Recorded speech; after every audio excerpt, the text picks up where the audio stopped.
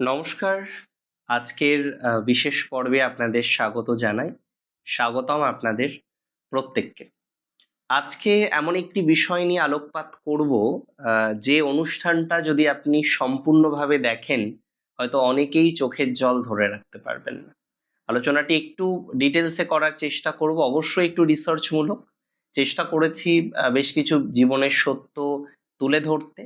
কতটা ম্যাচ পেলেন ভিডিওটা দেখে অবশ্যই আমাকে জানাবেন, কমেন্টে জানাবেন, এবং আপনারা যখন চেম্বার ভিজিট করেন, কথা বলেন, তখনও আপনারা জানান, আমার অত্যন্ত ভালো লাগে। ব্যাস এটুকু বলেই শুরু করি আজকের অনুষ্ঠান। দেখুন, মেষ রাশির জাতক জাতিকারা যারা আজকের ভিডিওটা দেখছেন, একটু বুকে হাত রেখে বলুন তো, সারা জীবন আপনি মানুষের জন্য যেভাবে করলেন, যেভাবে জীবন দিয়ে গেলেন, আলটিমেটলি সেই মানুষগুলো আপনার পিঠে কত সুন্দর করে ছুরি মারলো তো? সারা জীবন যাদের জন্য করলেন, যারা আপনাকে কাজে লাগালো, আপনার থেকে আখের গুছিয়ে নিয়ে গেল, আখেরও গুছিয়ে নিয়ে গেল, সম্পর্কও রাখলো না, আর আপনার সুন্দর একটা বদনামও দিয়ে গেল, কি গেল তো? আজকে আমরা এটা জানার চেষ্টা করব যে আপনার ফায়দা নেয় কারা। নক্ষত্র ভিত্তিক আলোচনাও করব যে কারা আপনার সব থেকে বেশি ফায়দা জীবনে নিয়েছে, এবং অবশ্যই কিভাবে বাঁচবেন তাদের থেকে। আজকে সেটা নিয়েই ডিটেলস আলোচনা করব। কালপুরুষের রাশিচক্রের প্রথম রাশি হলো মেষ, অ্যারিস, এবং সদ্যজাত শিশু যেমন হয়, মেষও তাই। এদের তো অধিপতি গ্রহ মঙ্গল। মুখ আর মুখোশ এদের নেই, যা বলে সরাসরি বলে। 2+2 মানে 4, এটা মেষ জানে। মেষই হচ্ছে সেই উলঙ্গ রাজা কবিতার সেই ছোট্ট শিশুর মতো, যে বলতে পারে রাজা তোর কাপড় কোথায়। এটা মেষের পক্ষেই সম্ভব। রাজা পরে কি শাস্তি দেবে ওটা নিয়ে মেষ চিন্তিত নয়, মেষ সত্যি কথা বলা নিয়ে চিন্তিত। কিন্তু সমস্যা হলো, মেষ ভাবে তারা যেমন, বাকি সবাই বোধহয় সেরকম। আরে বাবা, কখনোই সেটা হতে পারে না। হ্যাঁ, আপনি রাগী, আপনি জেদি, মাঝে মাঝে আপনি চণ্ডাল রূপ ধারণ করেন, কিন্তু কাউকে ক্ষতি কখনো করতে পেরেছেন কি? আমার তো মনে হয় না। এই শিশুসুলভ সরলতা আর অতিরিক্ত আবেগই হচ্ছে মেষের কাল। মানুষ এই আবেগটাকেই না অস্ত্র বানায়। আপনি ভাবেন আপনি যার জন্য এত করছেন সে নিশ্চয়ই আপনার কখনো ক্ষতি করবে না, কিন্তু এটাই তো আপনার সব থেকে বড় ভুল। আমি অশ্বিনী নক্ষত্রে জাতক জাতিকাদের দেখেছি, এরা তো কেতুর নক্ষত্র, দেবগণের নক্ষত্র। এই জাতক জাতিকারা মানুষের না খুব দ্রুত উপকার করতে ভালোবাসে। কেউ একটা সমস্যার কথা বললে এরা হিতাহিত জ্ঞান শূন্য হয়ে তাদেরকে সাহায্য করতে ঝাঁপিয়ে পড়ে। এবং বিশেষ করে অশ্বিনী, আমি দেখেছি তার কর্মজীবনে তার অফিসের কলিগসদের জন্য প্রচুর করে।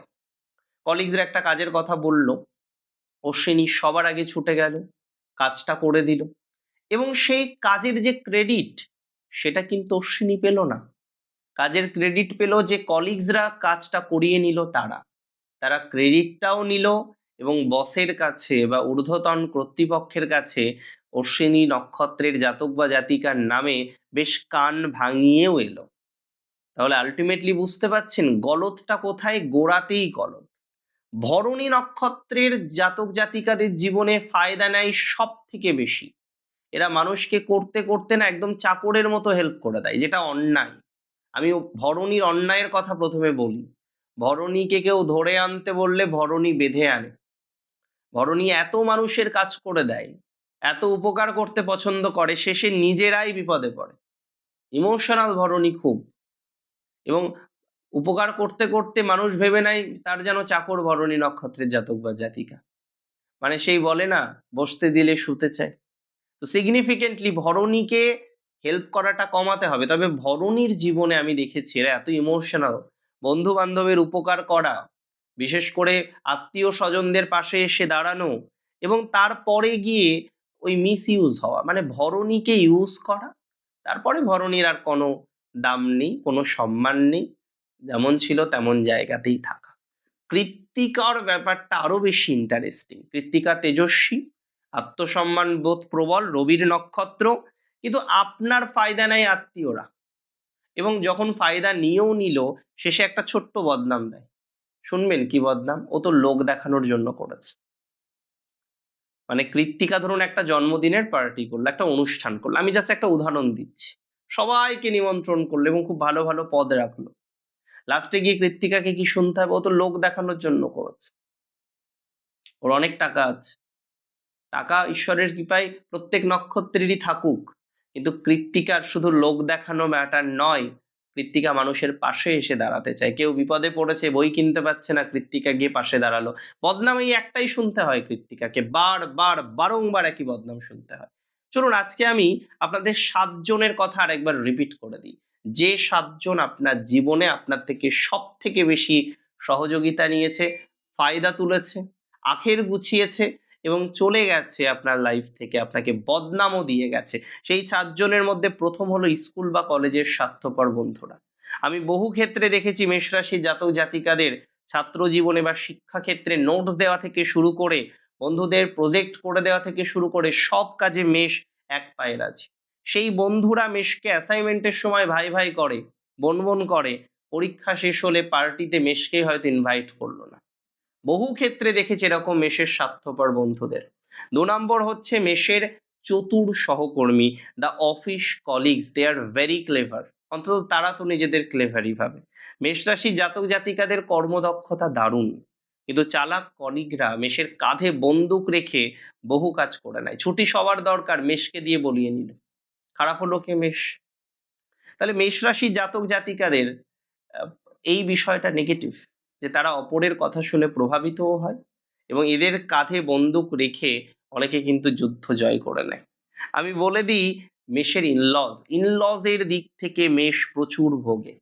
আমি দেখেছি মেষ ইভেন ইনলজদের অর্থ দিয়েও সহযোগিতা করে, টাকা তো দেয়ই, তার সাথে খাটুনিও দেয়, কিন্তু মেষ যখন নিজের অধিকারের কথা বলে তখন সে খারাপ হয়ে যায়, এ ভালো না। ধরুন কোনো একজন বাড়িতে দুজন বৌমা, একটা মেষ রাশির একটা অন্য রাশির। বেশি করবে মেষ রাশির বৌমা, বেশি হেল্প করবে মেষ রাশির বৌমা, শ্বশুর শাশুড়ির বেশি খেয়াল রাখবে মেষ রাশির বৌমা, বাট ভালোবাসা পাবে অন্য রাশির বৌমা। খুব ইন্টারেস্টিং। অনেকে বলে দাদা এটা কেন, কি পাপ করেছি? পাপ পুণ্যের বিচার পড়ে, বাট এই ধরনের ফলাফল আসে এটা কিন্তু নিশ্চিত। আমাকে জানাবেন এই ফলটা পান কিনা আপনারা। আমি বলে দিই মেষের, আমি বহু ক্ষেত্রে দেখেছি প্রাক্তন বা এক্স, সে কিন্তু অনেক সময় মেষকে খুব চাপ দিয়ে ফেলে, আর্থিকভাবে চাপ দিয়ে ফেলে, ঘুরতে যাওয়া নিয়ে চাপ দিয়ে ফেলে, বিভিন্ন রকমভাবে চাপ দিয়ে ফেলে, যে কারণে মেষ অনেক সময় তার ক্যারিয়ারের সাথে কম্প্রোমাইজ করতে বাধ্য হয়। Can you imagine?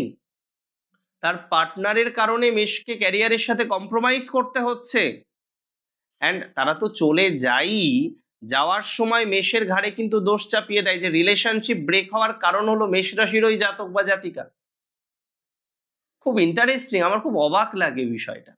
তবে মেষের রক্তের সম্পর্কের আত্মীয় প্রচুর আমি দেখেছি মেষের ফায়দা নেয়, মেষের পেছনে বদনাম দেয় যে ও তো সুদে টাকা দিয়েছে, ও তো এই করেছে, ও তো এই করেছে, ও তো এই ফায়দার জন্যই উপকারটা করেছে। মানে আত্মীয় স্বজনরা সুবিধাও ভোগ করবে আর সুন্দর সুন্দর বদনামও দেবে। এটা মেষের ক্ষেত্রে প্রায়শই আমরা দেখতে পাই।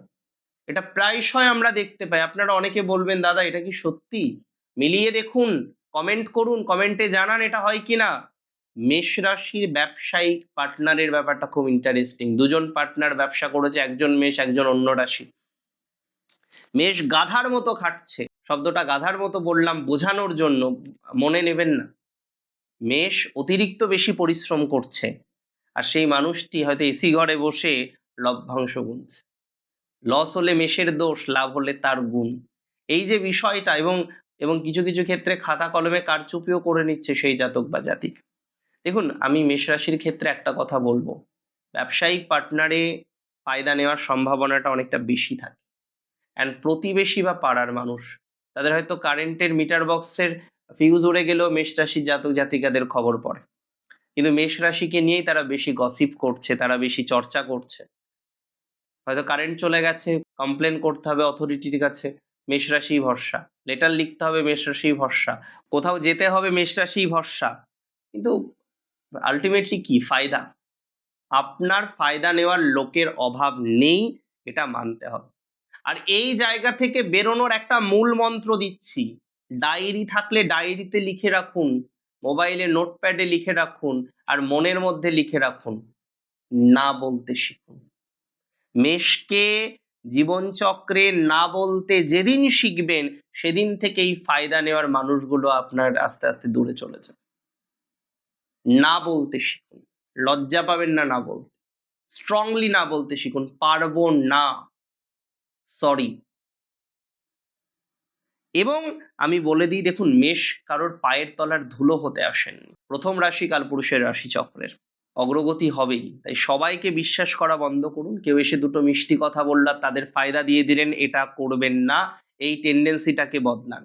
যেদিন থেকে না বলতে শিখবেন, ফায়দা কম দেবেন, জীবনের প্রকৃত শান্তি এবং সফলতা পাবেন, এটুকু বলতে পারে। আপনি মেষ, আপনি হেরে যাওয়ার জন্য জন্মাননি। দেখুন, আজকের ভিডিও আমি জানি আপনাদের অনেকের সাথে হয়তো অনেকটা ম্যাচ করবে, আবার এমনও হতে পারে অনেকটা ম্যাচ করলো না। সম্ভাবনা বেশি ম্যাচ করার। আমাকে জানাবেন কিন্তু কতটা ম্যাচ করলো। ভালো থাকবেন আপনি, সুস্থ থাকবেন, সমৃদ্ধিতে থাকবেন। জয় শ্রী গণেশ।